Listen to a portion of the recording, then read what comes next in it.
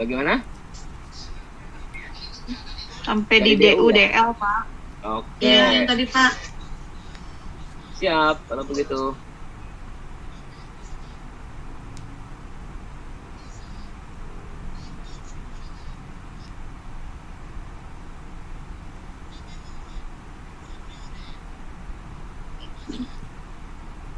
Saya ulangi lagi. Sudah terlihat di layar? Sudah, Pak. Sudah, Pak. Berarti Sudah, dari Pak. DU ya. Oke, dari Darwin Watson. Darwin Watson ini adalah untuk melihat data kita lolos uji autokorelasi. Autokorelasi. Ya, di mana nilai DW hitung ini adalah 1,850. Ini DW hitung ya. Nah, kita bandingkan dengan, bukan kita bandingkan, kita lihat. Karena ada rumusnya nih. Ya. Kita lihat dulu tabel.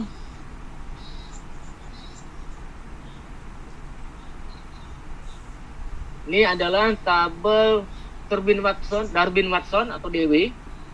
Ya, Darwin Watson. Ya. Ini kita lihat cara melihatnya seperti apa. K sama dengan 1, artinya K ini adalah variabel bebas.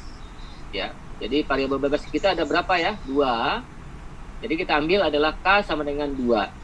Kemudian ada DL. Ya, ini DL ini batas bawah. Batas atas, ini batas bawah. Nah, kita lihat DL, cara melihatnya. Kita punya responden, saya menggunakan respondennya itu ada yang 60 ya. Jadi sesuai banyak responden. Jadi ini bukan nomor, istilahnya nomor apa ya, urut ya. Ini N adalah banyaknya responden atau sampel ya. Nah, kita ambil di sini nilai DL-nya adalah 1,514. Ini nilai DU 1,651.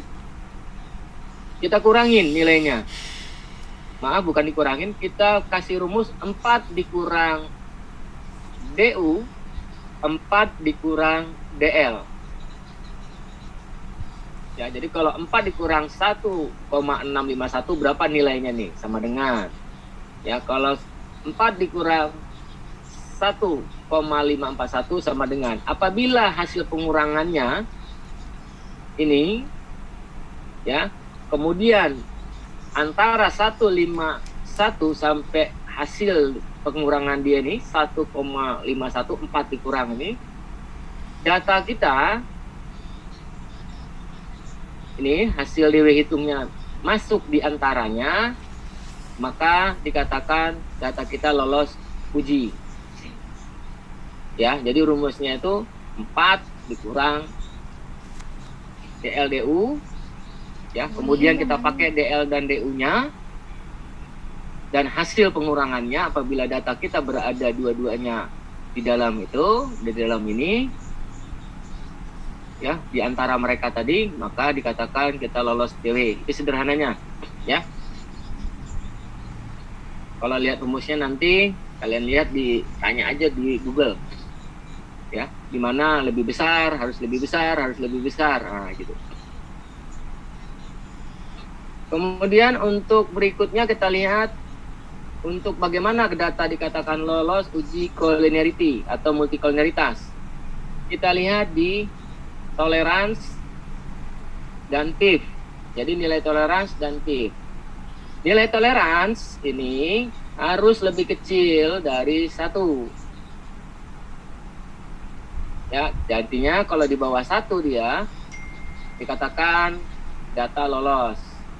Diperkuat lagi dengan PIV, apabila hasil PIV hitung ini lebih besar dari 1, tetapi lebih kecil dari 10, maka data dikatakan lolos.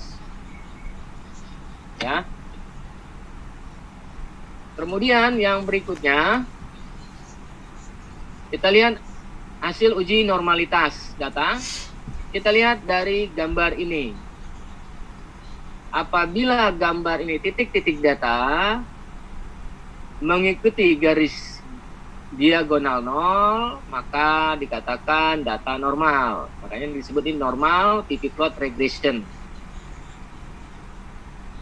Lolos tidaknya data dari uji heterokineasitas, bahwa data itu bervariasi, ya, tidak homogen, ya, tidak sejenis.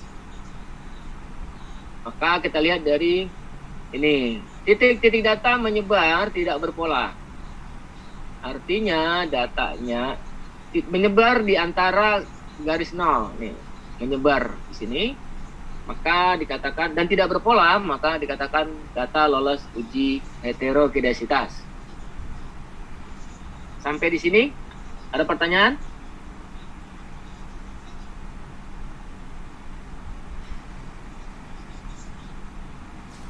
Apakah ada pertanyaan sampai di sini?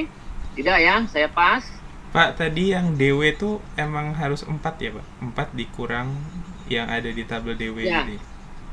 Betul, karena rumusnya seperti itu. Berapapun variabelnya, variabel bebasnya, berapapun korespondennya gitu ya? Iya, Oh, oke Pak. karena 4 dikurang DL, 4 dikurang DU. Nah, nilainya di antara. Untuk mempermudah kita memahami. Terkadang kalau pakai rumus sesungguhnya, kadang bingung kita. Banyak orang bingung menghitungnya. Gitu. Kalau saya langsung saya pahamkan dengan cerita supaya lebih jelas Oke. penyampaiannya. Oke Pak, makasih. Ya. Ada lagi? Nah, itu kita sudah uji yang namanya asumsi klasik ya. Nah, sekarang kita bagaimana melihat uji hipotesisnya? Uji hipotesis dilihat dari tabel koefisien. Uji hipotesis X1 terhadap Y menggunakan hasil T hitung. Nah, di sini T hitungnya 3,793. Kita bandingkan dengan T tabel. Gitu. Tetapi ada cara cepat. Apakah data kita sebenarnya ada pengaruh atau tidak? Itu bisa kita lihat di tingkat signifikan. Nih, kalau tingkat signifikansinya ini di bawah 0,05 hasilnya, di bawah 0,05, maka dikatakan ini ada pengaruh. Ini X2 juga dikatakan ada pengaruh. Kenapa? Nilai signifikansinya di bawah 0,05. Gitu. Itu sangat mempermudah ya. Nah, kita lihat, tapi ada yang juga pakai uji T katanya. Oke, kita pakai uji T. Kita bandingkan T hitung harus lebih besar dari T tabel. T hitung 3,793. Kita lihat. Nah, cara melihatnya bagaimana? Nilai T tabel dengan tingkat signifikansi 0,05. Kita lihat responden kita 60 yang saya gunakan. Ya seharusnya kan nilainya 1,671. Tetapi ingat ada rumusnya. Dikurang 1, K minus 1, N minus 1. Ya gitu ya. Jadi ini dia. Kita ambil baris 59 nilainya. Kita bandingkan T hitungnya dengan T tabel ini. 1,671. Ternyata 3,793 lebih besar dari 1,671.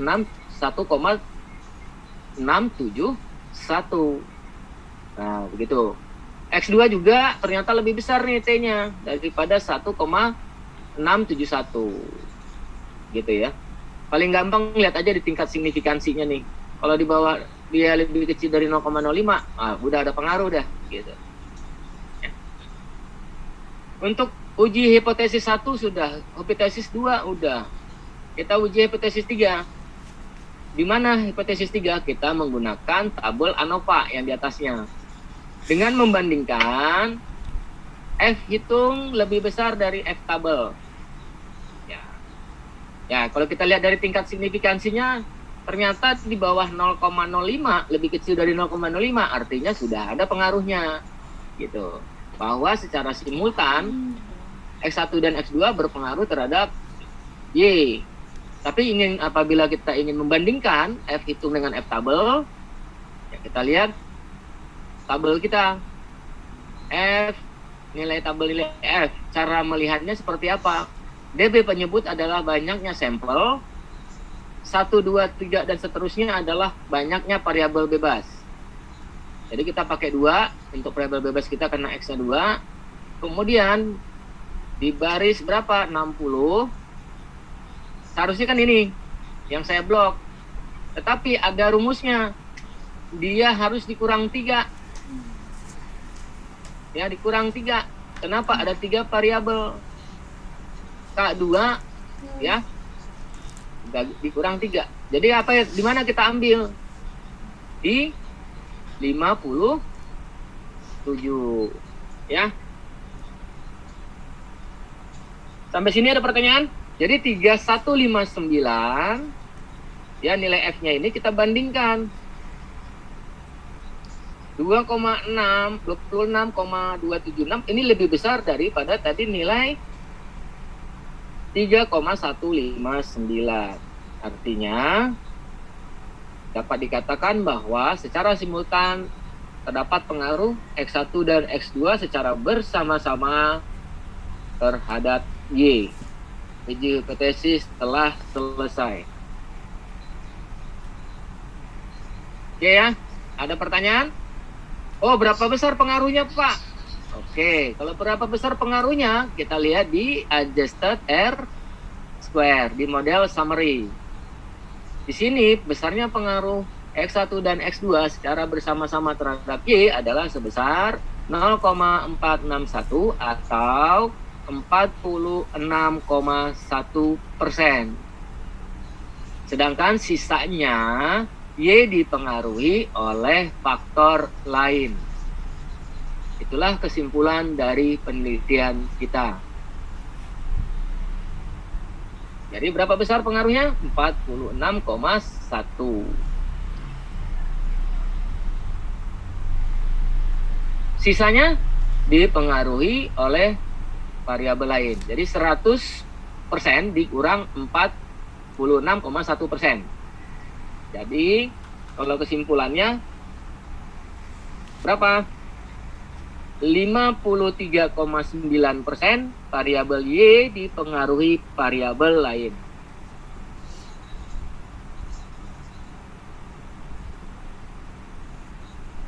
Oke, sampai di sini jelas. Waduh.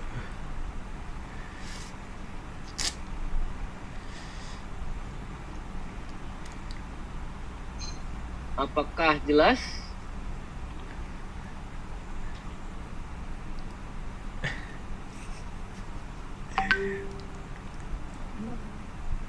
Jelas sih Pak, tapi kalau saya disuruh ngulang lagi penjelasan Bapak, saya nggak sanggup.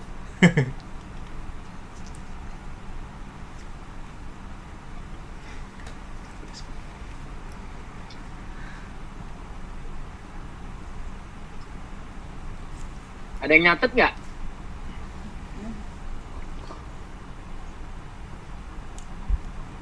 Catat poin-poinnya aja, Pak. Ya, tepat sekali. Harus dicatat poin besarnya saja. Misalkan, oh tes lihat DW itu di mana? Oh, untuk uji hipotesis mengambil datanya, oh uji T tabelnya di tabel koefisien. Oh, kalau mau lihat uji simultannya tabel F. Kenapa? Di F-nya dibandingkan. F hitung harus lebih besar, ya kan? Jadi pakai F tanda lebih besar dari F tabelnya dilihat urutannya. Sebenarnya ringkas ya kalau kita mau membuat oretan sederhana gitu ya. Tapi kalau hanya mendengar, apalagi sambil makan, sambil tidur, sambil nonton TV, ya nggak akan dapet. Karena mesti dari awal diajarin. Ya. Mau lihat yang tadi print-print itu loh, Pak. Coba sekarang kalau nggak dicoba nggak akan bisa ya. Karena ini keahlian IT itu kalau tidak